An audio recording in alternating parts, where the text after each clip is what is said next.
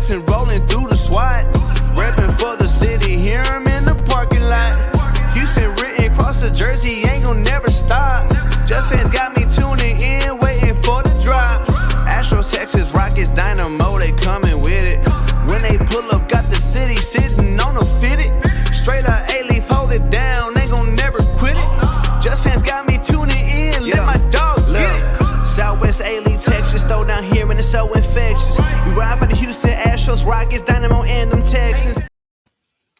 How's it going, everybody? It's Carlos, your host of the Just Fans podcast. And as you saw just right now, we debuted our brand new 2024 intro video. Sorry, guys, it's a banger. And I really got to thank, I'm glad you guys liked it. I really got to thank the one and only Mark Drew for doing this for us. And I just told him, hey, man, give us a banger. And that's it. And you know, that shows his artistic talent. Mark Drew just completely did this song for us, and he can do it for you as well. For anybody that has a podcast out there that's listening to us, and we'll put his contact information on our description so that you can reach out to him in case you want a banger just like the one he gave us. But if you saw in the video, we're from A-Leaf, Texas. Rios and I, as you can see, I got it on my shirt. A-Leaf, Texas has been home to us, and I think this is what we like doing. It's home, and this is our neighborhood. And we want to share it with you guys, with everybody, just like we would like to hear from everybody who listens to us. You have your neighborhood, you're proud of it. We have our neighborhood that we're proud of. A-Leaf, Texas has been there for us through the good times and the bad times. So we just kind of wanted to share it with you guys, and that's what our intro video is about.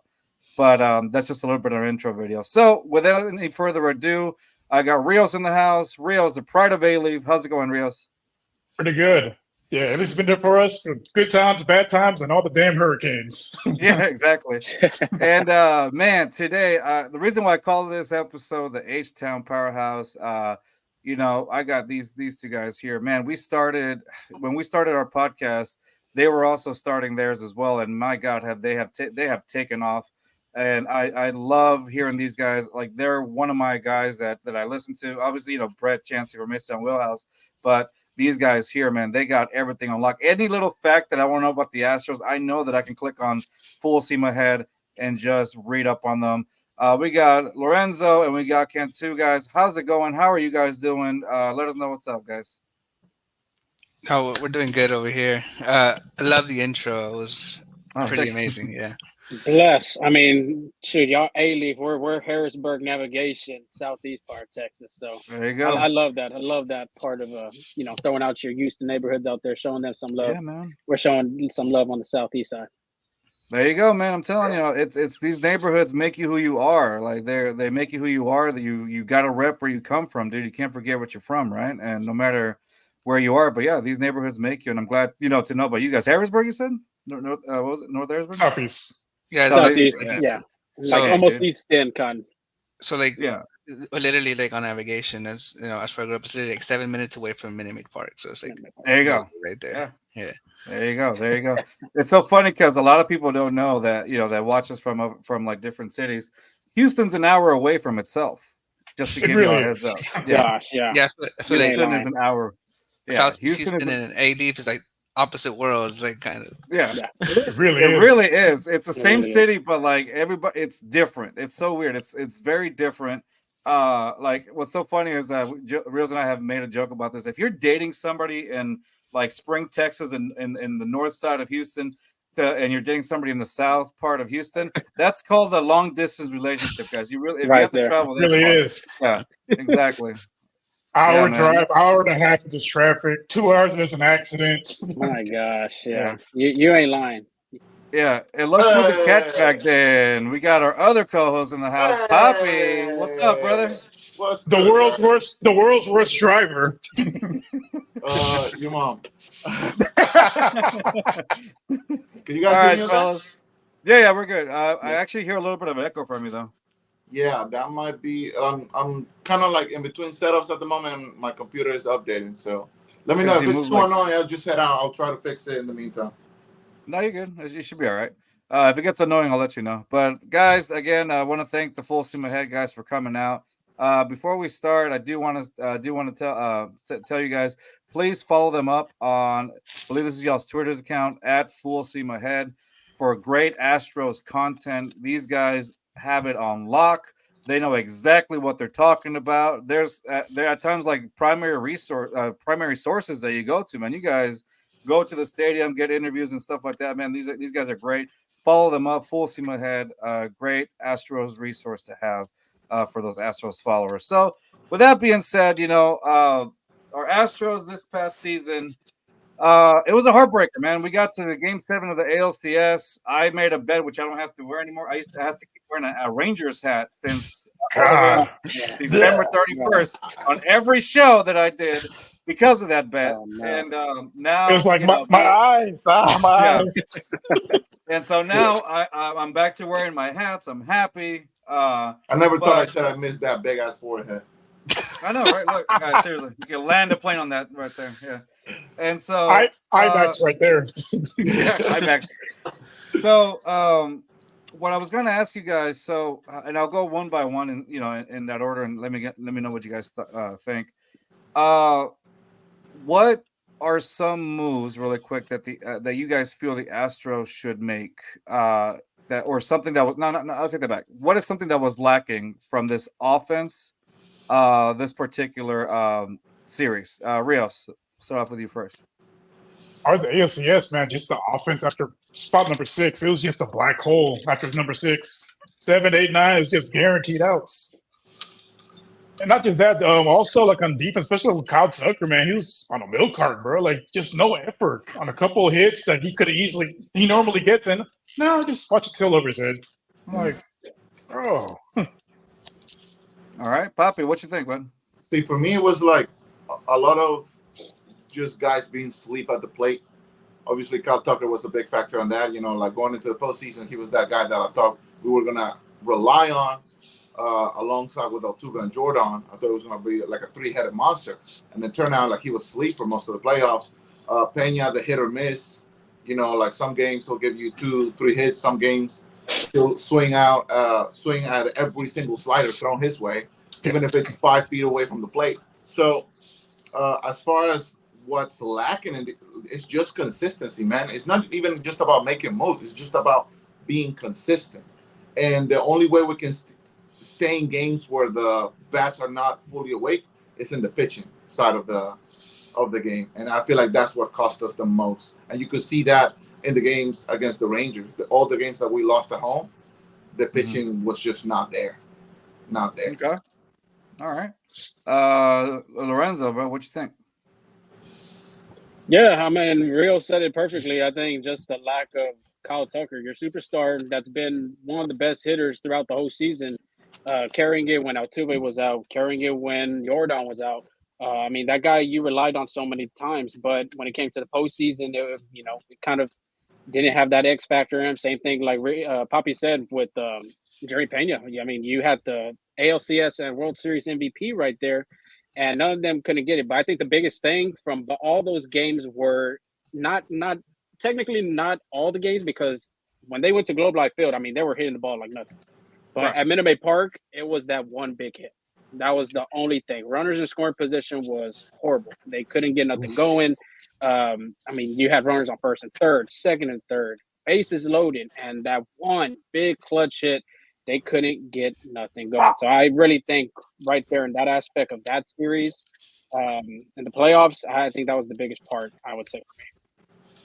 All right. What about you? As Angel, right? Angel, yeah. What did you think about what was missing basically for us in this particular series against the Rangers? Well, when you asked that question, I was taking notes of what I was going to say while y'all went, and I wrote situational hitting. So basically, what Lorenzo was saying, having that big at bat that's going to turn the game around, and yeah, like I agree with what y'all said about Kyle Tucker not producing, but it's not like basketball. We can like hand it over to Kyle Tucker every single time. Like every man has to get there at bat, and I think the Astros were too much like relying on Jordan for the big hit or Kyle Tucker for the big hit. So it's like every guy had to play their part, and I think ultimately that's the thing that struggled, is having that one guy that comes out of the radar and it makes some postseason magic. Real Yeah, quick, I think we all. Oh, go ahead, Ron. I'm sorry. real quick, I'll say this too to add on to Angel. It's almost been like that almost every year. 22, Altuve, you saw Jose Altuve. He was struggling. 2021, you had Alex Bregman, who was really struggling. If you remember, Dusty Baker put him, Yes. I think, in the 6 or 7 hole in the lineup. He wasn't getting going. Yep. You're always going to have that one player that doesn't have it at that time. But like Angel said, it's not like you can go with basketball. It's not that ISO kind of thing, 1-on-1. It's 1 through 9 in the lineup. So I think that's another big part too.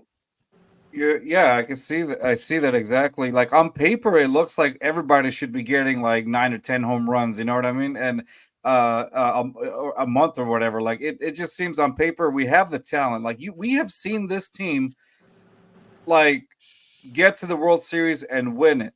And a lot of the core players that achieved that, even since back in 2017, are still there.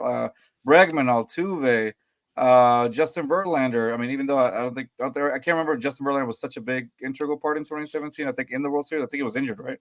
In 2017, he was terrible in the World Series. Yeah. Oh, sorry. He was there. He was there. No, That's yeah, the point yeah. I'm trying to make. He was there. Yeah, and so it was like no, but like a lot of these players that we have, core players are still kind of there, and if they left, then the Astros have been able to replace players with quality players like like Correa with Jeremy Pena. However, this past season it was like you know what I mean. But that first season, that his rookie year, like it was like oh yeah, the Astros knew exactly what they were doing, right? But you had Jeremy Pena have his sophomore slump, a big one at that. Then like you guys said, at times, dude. yeah, right. It was almost like a big regression, and then you had Kyle Tucker, which like throughout the whole season was phenomenal, and then come to where it mattered the most. Really, we just kind of saw him fall off the face of the earth. It was like kind of like in Space Jam, but the Monstars take the talent away from him. Yeah, someone took his talent. Like just got the talent sucked away from him completely. Yeah. And so, and it begs to differ because at this point now you're like, well, it's he's still like this is a guy that you would try to sign, right, for a long-term deal. But does this obviously this past season, did it really help his case much or no? By at the end of towards the end of the season, it's an arbitrage. Regular season, yes. Postseason, regular. Sorry, towards the end, That postseason, man, they're gonna tear him a new one in the arbitration. That judge looked at that series and was like, "Yeah, I don't know about that one. I don't know about that one." It goes like the Corbin Burns situation, like all of the contract situations that we're talking about, right? Not just Kyle Tucker. Yeah, they're talking about trying to sign Altuve so he can be a for lifer, right? What's going to happen with Bregman if he's in the last year of his contract? And it's all of these questions that if we would have even made it to the World Series, like I feel like those question marks wouldn't be as big as they are now. And with all the other teams around the league, the big teams making big moves. Mm-hmm. Then you start to look at the Astros like, okay, so what's the decision going to be? Everybody's making decisions right now. Everybody is giving money away. What are the Astros going to do? And like you said, Carlos, Correa leaves. We got another guy waiting to take his place. Do we have such guys right now in the farm system? Kind of in. Yes. Not really. It's kind of tough to say. I know we gave. Because if you think about it, every year went to the Mets on the Verlander trade. So yeah, the Astros every year the Astros find a way to bring somebody up, and they just shock everybody. It goes all the way back to 2019. Obviously, with Yordan Alvarez, Kyle Tucker. I mean, those guys were the superstars, the number ones, number twos in the farm system. But then 2020 came along. You're looking at Luis Garcia. I mean, Jose Urquidy, even in the 2019 World Series, he was, he got that World Series win. Christian Javier, Framber Valdez finally kind of came into place. So, the Astros have done a great job in the development part of, developing these players. They don't have to be number one, number twos. I mean, we talked about this off air with Puka Nacua. That guy was a seventh round football pick. 7th round, yeah. So, I mean, at the end of the day, it's just the developing of these players. I'd say, they could be like the number one guys in the world, but at the same time, too, if they're not going to develop the right way, then it's not going to go well.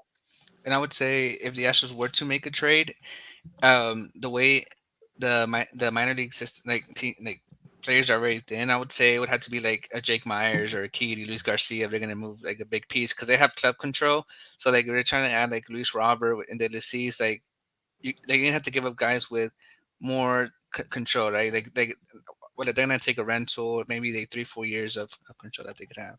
But Yeah. like someone who lost a lot of money in arbitration, I know that was a talk is Framber Yeah. Valdez. I think that second Oh half, yeah. second half of the season, like Mm-mm. if he would have finished out the way he played that first half, I think he has a strong case of getting what he wants. But now it's like It I was think like that's not. after that no hitter, he like took a nosedive Yeah. completely off the face of the earth, man. It was hard to watch. Dude. By the way, in our intro that where I'm like yelling and screaming, that's when Fromber got the no hitter, like that Oh, particular nice. moment. Yeah, we were at that game. Yeah, we were at the game. But going back to the original question, Lorenzo, I know you were trying to answer it. What did you said you were comparing the Kyle Tucker situation to somebody else, and I think So, I mean, it's not going to be a big deal, I would say, but just like talking about the arbitration hearings, Corbin Burns is another guy. I mean, Corbin Burns is one of the best pitchers in the National League. Obviously, won a Cy Young. When he went to his hearing, the Brewers basically told him, "Well, hey, you didn't perform in the playoffs that we were hoping, so that's where the big money's at. So this is why we're giving our money right here in this situation, compare what you want." And obviously, I don't know if y'all saw, he wasn't happy. He went to the media and he started talking about it. So I don't think Kyle Tucker's going to be that type of guy, that type of player. But it's just comparing like performance wise. That's what I'm trying to say. Okay, that makes sense. All right, another guy that I wanted to talk about today, and this is in the order that I gave you guys earlier, Maldi. Maldi, as we saw a few days ago, it was announced that he's with the White Sox. Now, in Astros Twitter, and I say this in the way that it's funny because we all root for the same team, but Astros Twitter is very divided. Very cliquish. Very click. Yeah, very divided in the way that we perceive some players. I personally, and I think my guys here, and I might be wrong with Rios and Papi. I'm pretty sure. I think we all felt the same way about Maldi. I think he played a pivotal part during the time that he was here. Not only, yes, of course, we saw his arm not be the machete that we needed it to be or whatever, but towards the end, but that baseball IQ, that mentality was always there. But to me, that was essential. However, there were times where I was like, well, maybe we should have put like Yainer Diaz in these situations just since that's going to be the guy going forward. I think we all kind of expected this to be like Maldi's last season as the season went along. What are our thoughts on Maldi? I personally like the guy. I thought he was a great pivotal part to our Astros triumph when we went to the World Series and this season. But did you guys think that this particular season, where Maldi's last season, did you guys think that should have been the case where, hey, maybe we should have put Yainer instead of Maldi in here, or were we happy with the results that we got? Rios was well, I started with her last time. Kantu, we'll start with you, bud. Yeah. No, to answer your question, I think they played it the right way. Okay.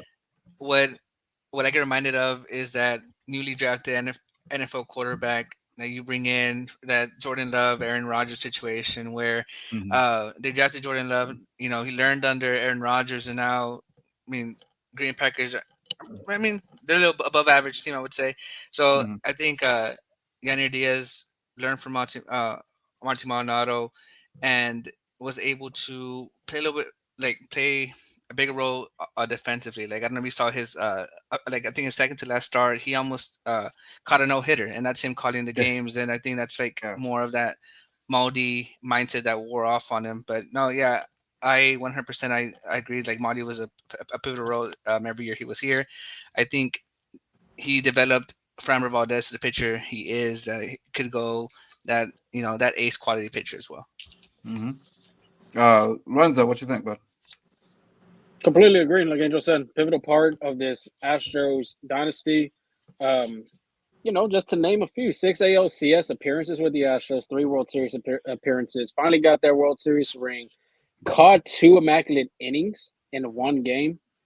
Wow. Caught a no-hitter and a combined no-hitter. I mean, this guy, like you were saying, Carlos, he has a high baseball IQ. If you remember one game, Kyle Tucker threw it from right field to Jose Altuve, and they backdoor picked him, one of the runners off at first base because Martin was right there in Yes. that spot. Yeah. I remember that. Against the But Angels. yeah, against It's the Angels. Yeah. And It's Angels, yeah. yeah. And with Maldi, I mean, great guy. I mean, like you were saying, a pivotal part. I mean, people can have disagree and agree about him, but my opinion, I mean, he was one of the best catchers that the Astros have had in franchise history, honestly. Yeah. And then to add on as well with the Yainer Diaz situation, like Angel said, the Jordan Love, Aaron Rodgers situation. Angel, we talked about. What was it? Alex Smith and Patrick Mahomes. Yeah. That was the one that we were That's going right. with. Yeah. But like how Angel was saying, Maldi took him under his wing, developed him. Yainer played a bunch of games, and a lot of people were talking about, Yainer should have been playing starting from the get-go. He would have won Rookie of the Year and all this. Yeah, I completely understand.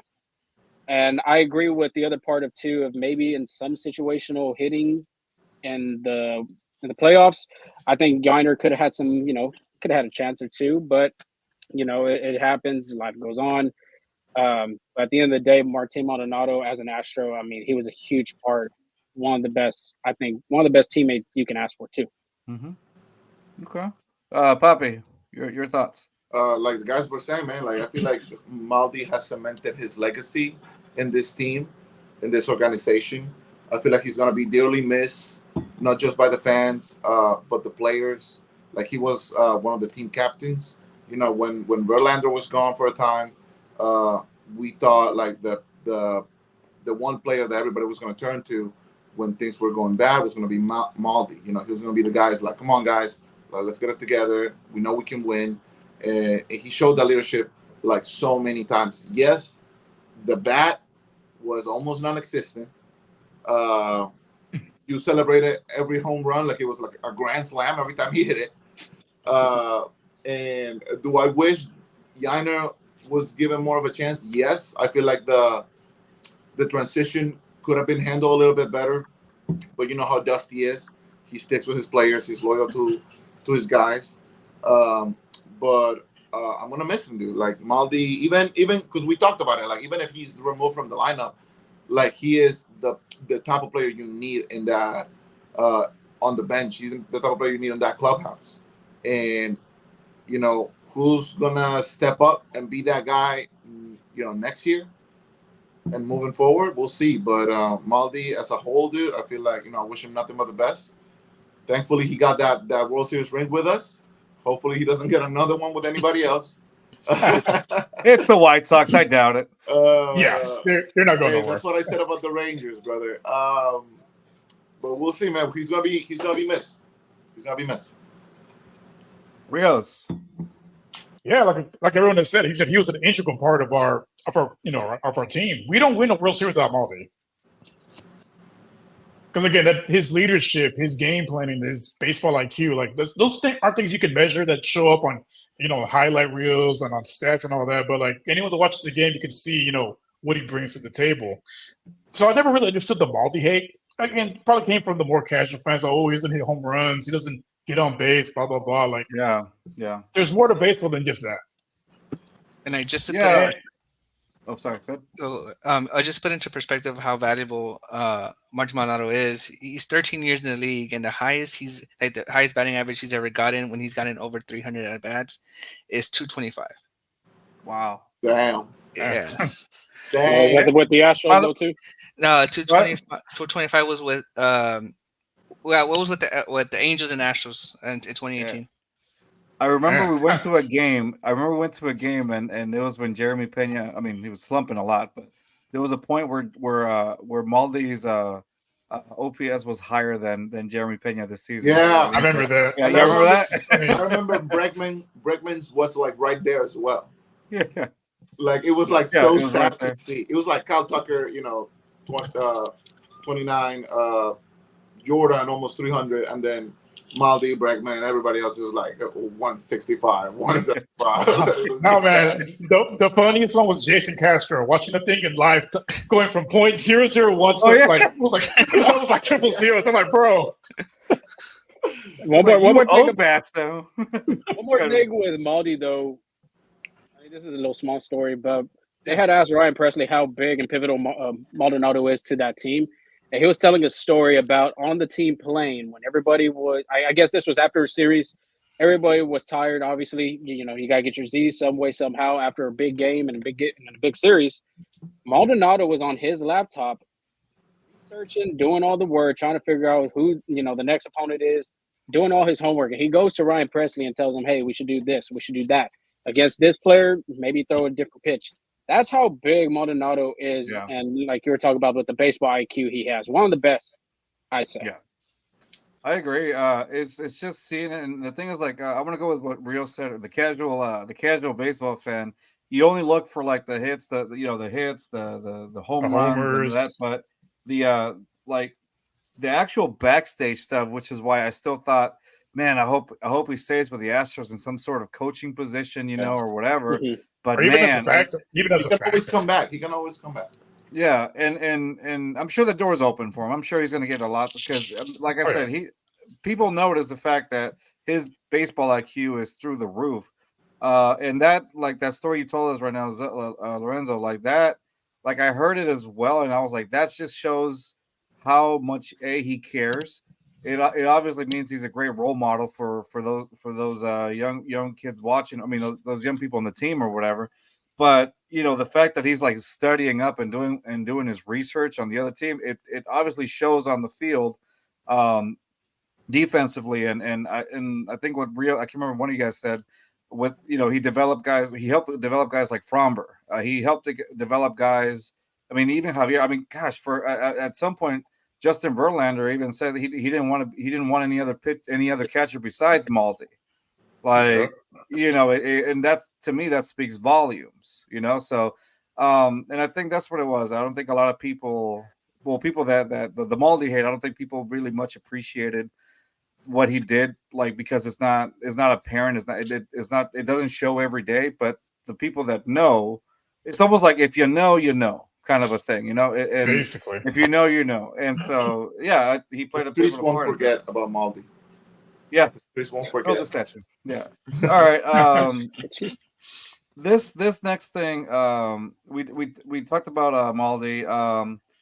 We kind of shed a little bit into Yainer Diaz's expectations, but one of you guys said that he was able to do some pretty good things last season. What do you guys think his expectations are for 2024? Rios, we'll start with you on this one. Yainer Diaz. People are expecting him to have the same pace that he had last year. There might be a little bit of I want to say regression, but he's not going to be slashing like he was, in his rookie season. Because now there's actual tape on him, so I think some pitchers are going to adjust to it. Hopefully, he can improve a little bit on the defensive end. There was a few mistakes when he was catching that that Maldi wouldn't make. So hopefully, he's watching the film and looking at what Maldi does and try to emulate that and try to improve on the defensive end. But if he can be above average as a batter, hey, it's just we need all the help we can get. Yeah, no, seriously. Papi. I don't think offensively he's ever, at least not right now, I don't think he's going to be as bad as Maldi was. Like Rio said, I think he needs to focus on the defensive side of the ball. And the more reps he gets with all the whole pitching staff, I feel like it's only going to be better for him. Framber on the later half of the season was really struggling, so I need them to build a better connection moving forward. Same with Javier, same with Verlander, and Presley, because looks like he's going to be or closer still. So, there's a lot of moving pieces right now, but I feel like Yainer Diaz, if he doesn't have to completely replicate what he does offensively. He just doesn't have to regress as much. He just needs to focus on the defensive side of the ball. I feel like it's going to be a good year for him. I just hope like the rest of the players who had a slump last year can recuperate, because that's what it's going to be a team effort to bring this team back to the top of the mountain again. Okay. Lorenzo. I'll actually go the opposite side. I'll say defensively. I mean, he's a great defender. The only thing I would say maybe is his framing. And that's why the Astros brought Victor Caratini up. I think Caratini is going to help him. I think his framing value was pretty high up there as well. So I think there's a little small percentage of that. The offense part, I mean, he offensively, you saw what he did last year. Yes. I mean, that's just perfect. But the one thing I'm looking for him to get better at coming into this season is the chase rate. He was whiffing a lot of pitches. I don't know if y'all remember, he did start one of those games in the playoffs against the Twins. His first start, he had 4 strikeouts. Yeah. Oh, yeah, I'm looking forward for the discipline for him. As long as he don't chase. You can tell Jeremy Pena the same goddamn thing, man. all those muscles can't hit a ball at the park. Come on, man. Yeah. No more commercials. I need you in batting practice. Yeah.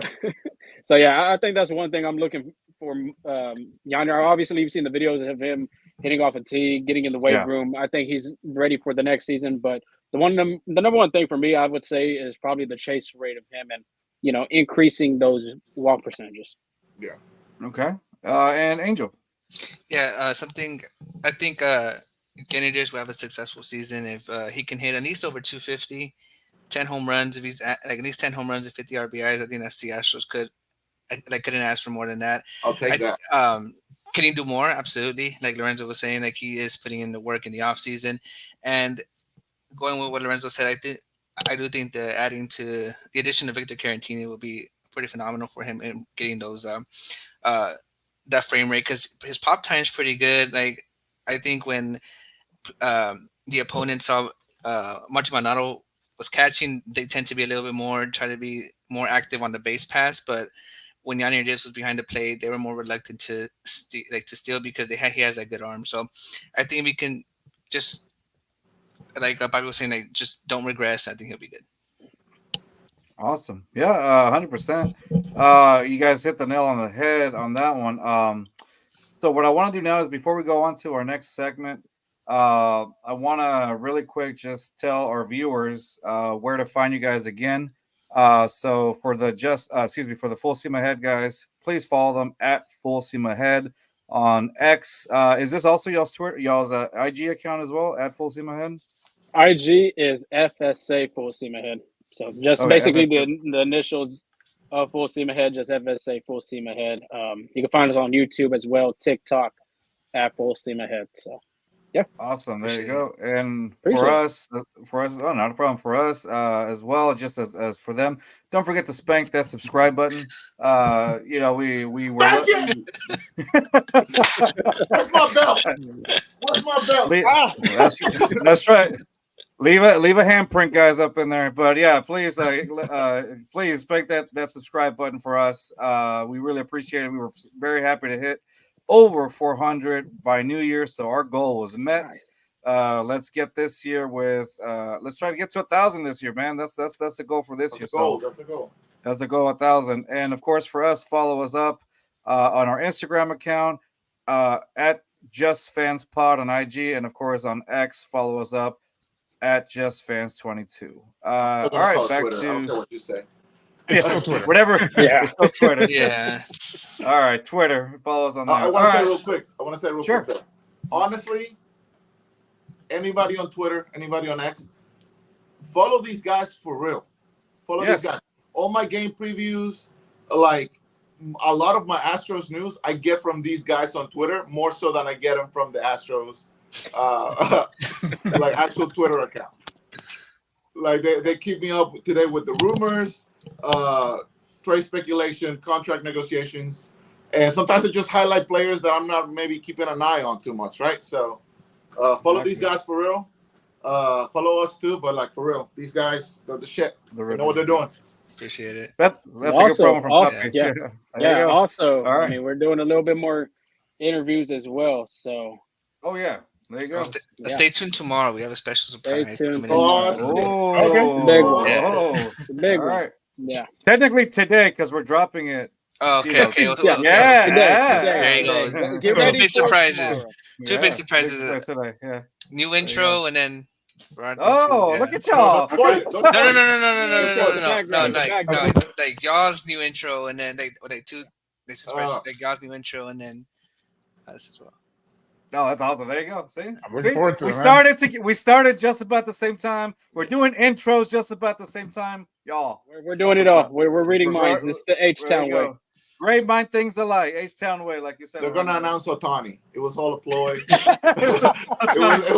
The Dodger thing was all a red herring like that. Yeah. They're gonna announce it. Exactly. All right. Next deal.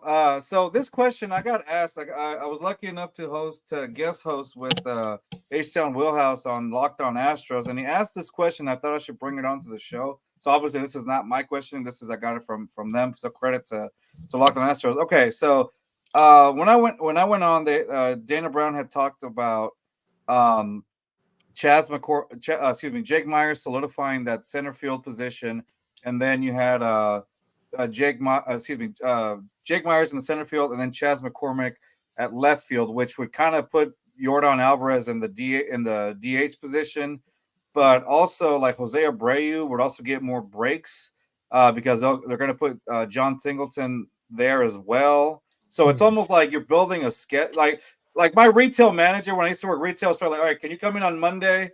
And then these guys can get their 2 days off. And then if they'll cover you on Tuesday, like that feels like that's what we're doing with rotations right now. And to me, and I'm sure you guys have a point if you disagree with me on this one. I don't know. I really like Mauricio Dubon in center field. I just think he's agile or whatnot, but Dana's pretty convinced that, hey, I'm going to put Jake Myers there and then rotate, then Chas McCormick to make Jordan a DH, but then also a utility player, and then you also have apparently Altuve is going to be utility player at times. So it just feels like they're kind of shifting players here and there. What do you guys think? Like, what do you guys think is happening? Do you think that's what do you guys think is going to happen at that point? So, Angel, go ahead. You can answer that one. Well, it makes sense because Jake Myers is like a better defender, but I think Chas McCormick could hold his own. And so can Dubon. But I think the reason they don't have Dubon as a starting center fielder is just because has great utility in the infield as well. But honestly, I feel like this makes a case that the Astros need a center fielder, Robert, because I mean, no disrespect to Jake Myers, I think he's a great defender. He can come in big, but he struggled offensively a lot this past season. So, if that continues, I think before, the year before. So I think if that continues, I think they actually need to make a move for a center fielder. Yeah, Lorenzo. Yeah, a little bit of what Angel said. I mean, Jake Myers. That's why they brought him up. And that's why they're sticking to him. They think he's a great defensive center fielder, but I do agree with Angel. I think Chas McCormick could hold his ground. You've seen it before in the playoffs, big moments. You've seen him dive in and jump in and robbing a extra base hit here and there. So I think Jake Myers and Chas McCormick, I mean, them are two great defenders, but I would love to lean a little bit more on Chas just for his offensive side of it as well. Right. But I think Dana Brown's giving Jake Myers a chance. I want to say this could be his last chance, maybe his last dance as a Houston Astro. Yeah. Because he's been with the Astros since 2021. He did do pretty well with them until he had that injury against the White Sox in the playoffs. And then 2022, it kind of looked like, oh, well, he was – and everybody was saying this too, that he was kind of afraid to bang into the wall, almost that PTSD from that game. But I love to see Chas McCormick, and I agree with Angel. I mean, Mauricio Dubon, on the other hand, he's the utility guy. I mean, the Astros have done a great job. I want to say they probably built that foundation of the super utility role because you've had Marwin Gonzalez, you've had Yainer Diaz, now you have Mauricio Dubon. And I feel like Dubon's really comfortable playing the infield, but especially the outfield. And I think that's a great thing to have in a utility player. Okay, awesome. Papi, your thought? Or did anybody want to add anything else to that, guys? No, I'll probably just say kind of like what they said. Like, I don't want to use the word liability, but I feel like Chas McCormick is less of a liability defensively than Jake Myers is a liability offensively. I feel like the guy said, I feel like Chas has proven that he can hold his own in the center field. He's made some very clutch plays in the outfield, as we've seen. couple of injuries here and there, but offensively he has transformed himself, especially last season from what the season prior. I feel like it was almost like, the questions of like, who's the Astros center field? For me, he answered those questions.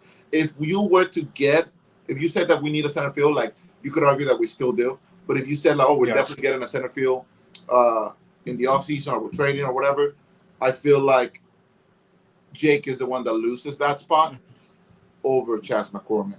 Now, if you want to use Chas McCormick in the left field and then do the whole Jordan thing or whatever, you can play with those pieces as much as you like. I feel like Mauricio Dubon should stay in the infield. I feel like he is best there. And, if Jake is the one piece to fall, I'm not that opposed to it. I do like him. I do root for the guy. But I will walk him to Sugarland every single time he gives me zero effort at the plate. So, Rios. Yeah, he was, like I mentioned earlier, a black hole in offense. He was one of those that was just basically guaranteed out. I still think we need to upgrade the center field. I'm okay with Dubon being the utility player. Same thing with Chaz in left field. I'd rather Jordan be the DH just because the injuries, man. He gets hurt every year, and I prefer him being a DH. But center field, Jake Myers is great at defense, but he made Baldy look like Babe Ruth on offense. Like, he was just bad, man. Yeah, I think they still need to upgrade. And then speaking of saving the legs, I don't know if y'all remember when Jordan Alvarez crashed into the wall like knee first, and it was just like it's just like holding your breath at that point. Like no, God, no. Am I the only one who hates seeing Jordan? Right. Move? I was gonna.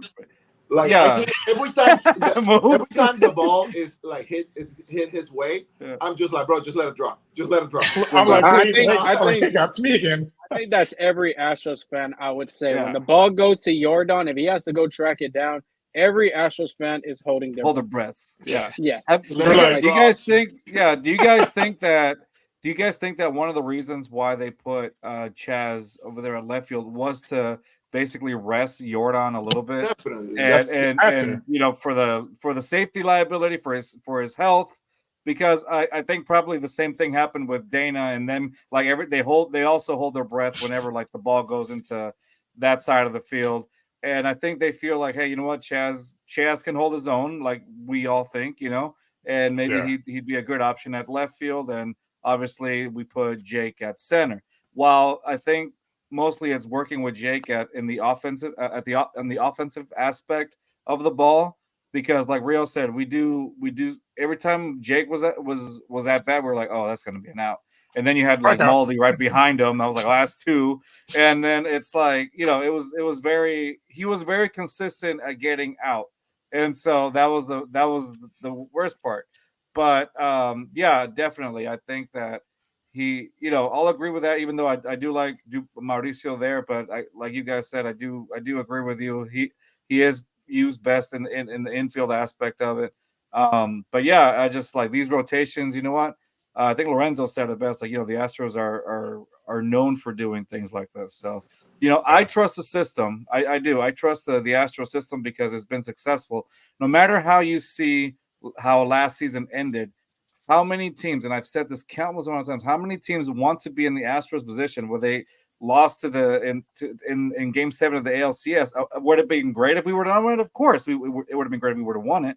But still, how many teams would want to be in this position like right now, for that the Astros are in? So I trust the system. I trust Dana Brown. That's how I feel about it. Anybody want to add on to that? Or one more thing. I think Jim Cransey is being cheap. That's what we have the same line of this last year. We've been looking to re-sign Orbit, man. He's gonna be on waivers. Lorenzo, you were saying? Sorry, yeah, I'll add this real quick. Dana Brown was on Astroline. I think the podcast with Todd Callis and Robert Ford.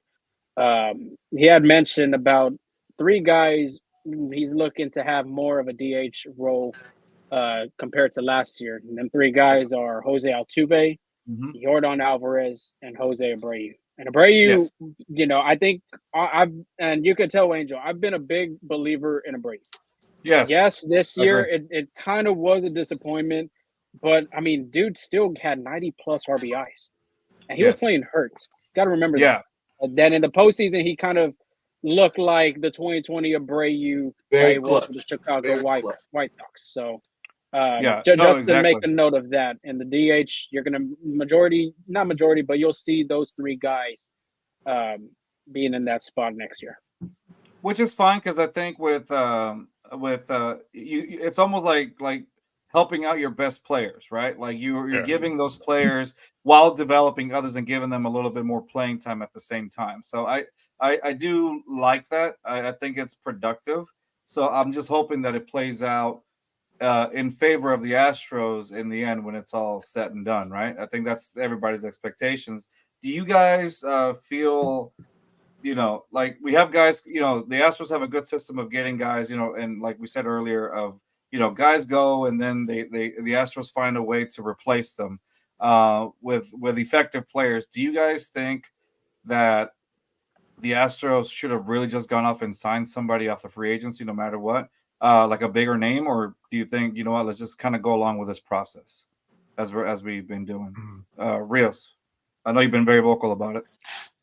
I would say, disappointment would be an understatement, not signing anybody, because there is a couple holes. As great as we are at developing players, there are still a couple holes in this roster. You need another starting pitcher because McCullers not going to be ready till July. Luis Garcia, same. So you're going to need another starting pitcher.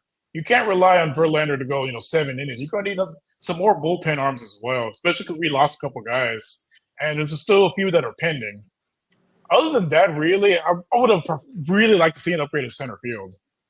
Just because that offensive aspect, because if you don't want to be in a situation like we were last year, where basically after the 6 hole, you start praying, hopefully someone gets on base or someone gets a hit. All right. Papi, any position of needs that the Astros should have signed? Like I've been saying, dude, it's just the pitching, man. Like with McCullers and Garcia, when they're healthy, they're lights out, especially McCullers. But that's the thing. Like McCullers is never healthy, it seems. Can't remember the last time I saw him play. And Garcia can be very inconsistent at times. Verlander is like 65 years old now, and coming off of the postseason, Framber and Javier had like the biggest question marks. Like I know we need a center fielder, and I would love our moves to be more than just a backup catcher, but like pitching is where we need the most help. That is, I believe, what wins World Series. Like that's what wins championships. Like if you looked at the Nationals when they won it all, is because they threw so much money at the pitching staff. You see how Montero was last year. Every time he got onto the mound, it was like, oh, there goes the lead. Four runs incoming for Montero. All of them walks. All of them walks for some reason.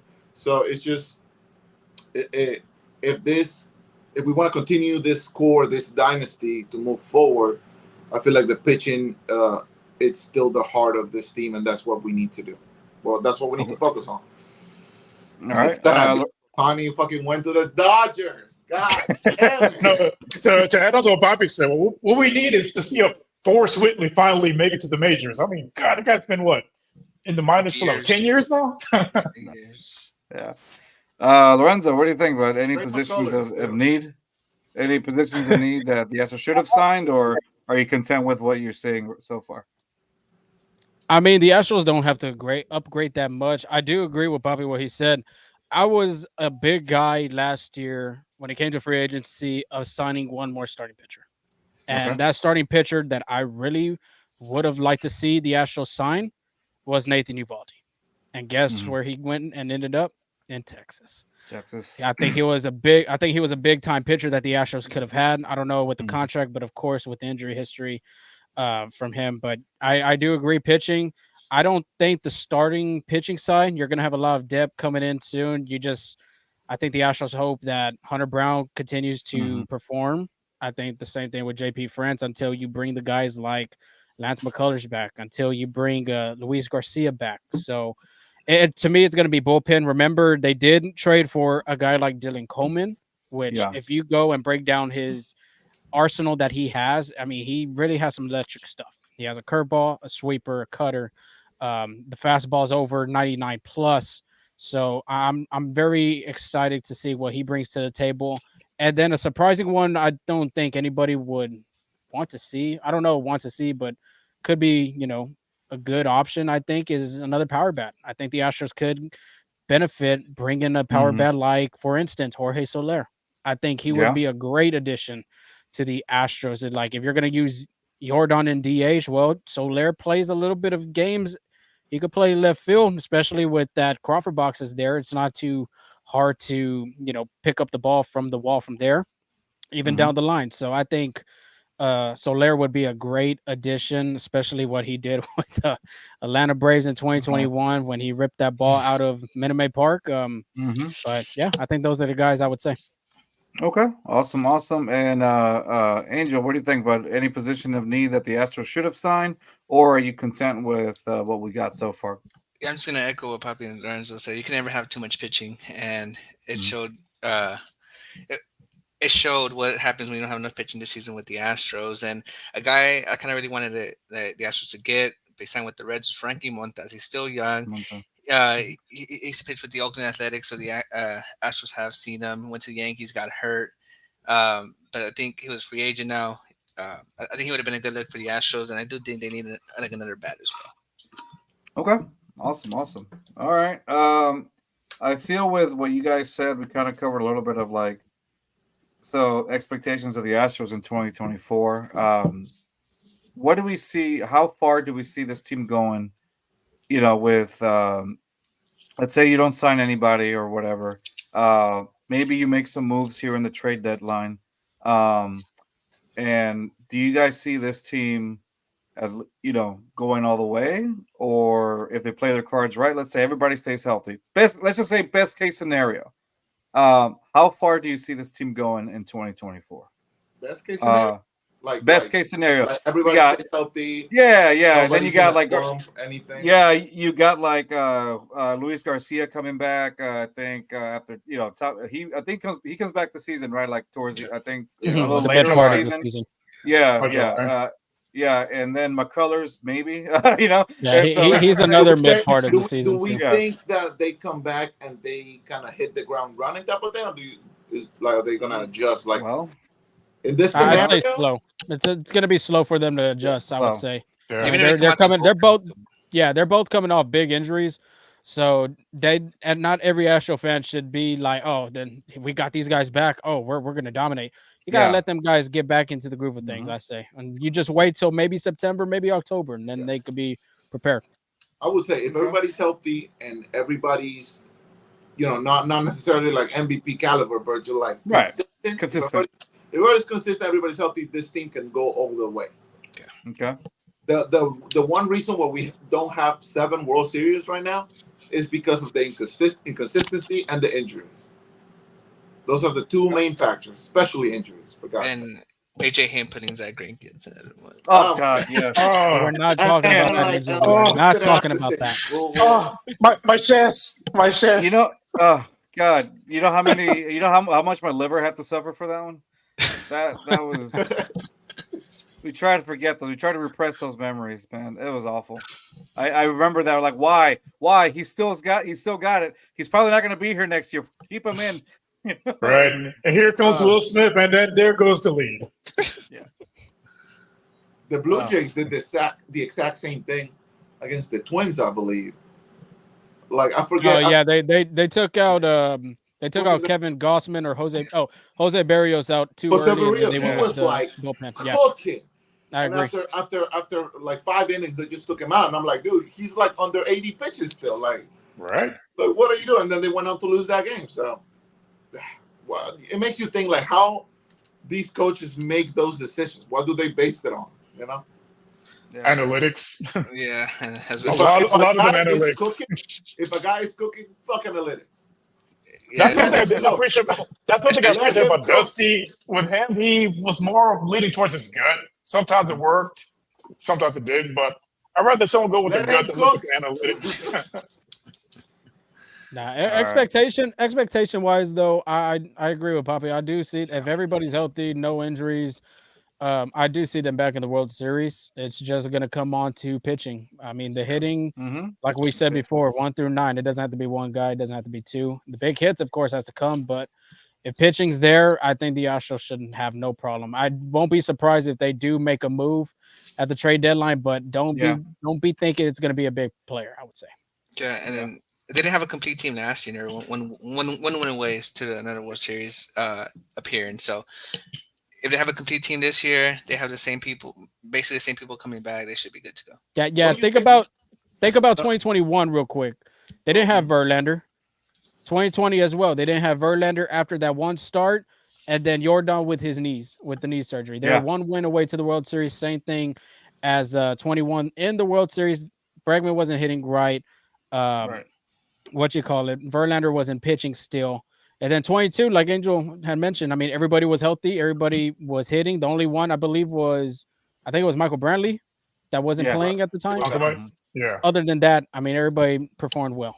Yeah, and even when Altuve wasn't hitting a beach ball with a tennis racket, Jeremy Pena was having the season of his life. So, so what do you guys think we get with a package of like McCullers and Jake Myers? Like, what do you think you can get for that? A 20-pack of ramen noodles. Ice cream sandwich. Let's say McCullers comes back and he's like decent. Like even if McCullers comes back and he's like really, really good, I still think we should trade. I mean, I think this season he eats like $16 million, if I'm not mistaken. Yeah, so it's just a contract. It's a contract situation. Healthy prone, injury prone contract. Not very much.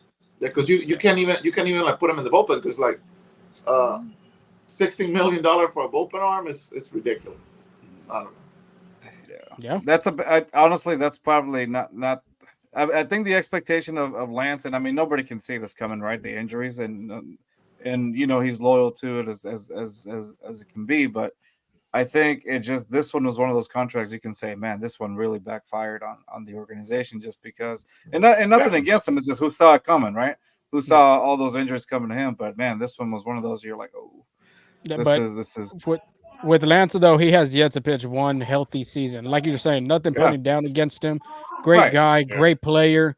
It's just the health right now, man. He hasn't pitched one healthy season in an Astros uniform. Maybe if they don't trade him in, the next season, maybe the following season he'll pitch a whole healthy season and look really well. Think about it too. If he could pitch like how he did in 2021, I mean, I wouldn't. You could still have that guy back. I will take that. I will take that all day, dude. Like you said, it's about the health. It's only 3 guarantees: death, taxes, and Lance McCullers getting injured every single season. So, all right, hey guys, I really appreciate you guys coming on. We definitely need to have another show with you guys again. It was awesome. It's always a great time when you guys are hanging out with us. And like I said, we wish you just to keep growing as time goes by. And again, guys, please don't forget to check them out at Full Steam Ahead on X. Can you give us your IG again just to make sure? Yes, FSA Full Steam Ahead on Instagram. You can find us at Full Steam Ahead on TikTok, on YouTube. Just those platforms as of right now. And of course on Twitter. Yeah. There you go. And for us, of course, don't forget to spank that subscribe button, leave a mark or something. Where is my belt? He has to get the belt. He's visual apparently. And then of course follow us. Found it. Of course, follow us on Instagram and trying to get that count up at Just Fans Pod on IG. And of course, on X or Twitter, since Poppy hates it, at Just Fans 22. That's going to be it for us, guys. Don't go just yet, guys. We'll talk a little bit after the show. But for everybody else, thank you guys for joining us, and we'll see you when we see you. Peace. And I don't know what you thought, but right here, dog, we gon' rep the squad. Got HU, it might fit it, then on my jersey, you gon' know where I'm from. This Houston, Texas, still rolling heavy.